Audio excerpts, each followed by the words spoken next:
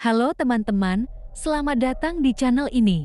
Kali ini aku bawakan sebuah kisah horor yang terkenal dari sebuah rumah kosong di ujung gang kecil.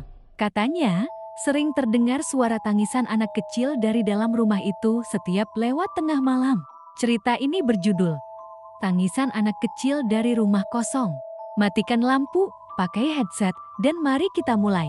Malam itu aku nongkrong di warung kopi depan gang bareng dua temanku, Rian dan Bima.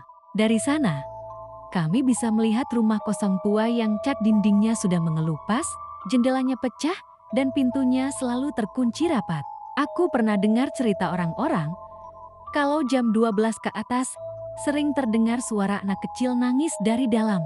Awalnya aku nggak percaya, tapi malam itu aku iseng bilang ke teman-temanku, udah, kita buktiin aja. Kalau emang bener, berarti cerita orang kampung gak bohong. Kami pun sepakat datang ke rumah itu. Jam sudah lewat pukul 1.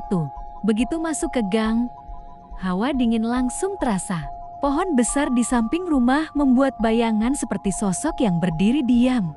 Di depan pagar berkarat, kami menunggu. Awalnya sepi, tapi tiba-tiba terdengar suara lirih. Suara anak kecil menangis. Hiks, hiks, tangisannya jelas dari dalam rumah. Semakin lama, suaranya makin aneh. Kadang terdengar seperti anak kecil, kadang berubah jadi suara perempuan dewasa. Kami semua terdiam, sampai akhirnya pintu kayu rumah itu berderit, terbuka sendiri. Dari dalam terdengar bisikan kecil, main sama aku. Bima langsung pucat. Kami bertiga panik dan lari sekencang mungkin keluar gang. Tapi suara tangisan itu masih terdengar, bahkan sampai kami sudah jauh dari rumah. Sesampainya di kos, aku mencoba menenangkan diri. Tapi perasaan gak enak muncul, seperti ada yang mengikuti dari belakang. Dan benar saja, saat aku masuk kamar dan lampu sudah dimatikan, aku mendengar suara tangisan itu lagi. Kali ini dari pojok ruangan. Aku menoleh pelan. Samar-samar, ada sosok anak kecil berdiri di sana.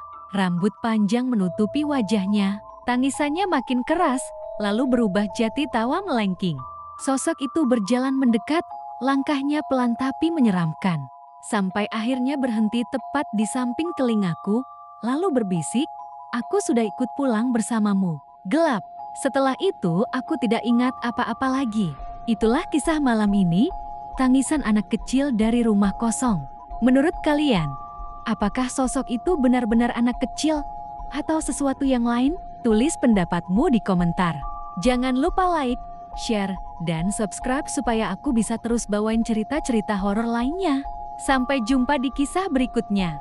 Dan ingat, jangan pernah berjalan sendirian melewati rumah kosong di tengah malam.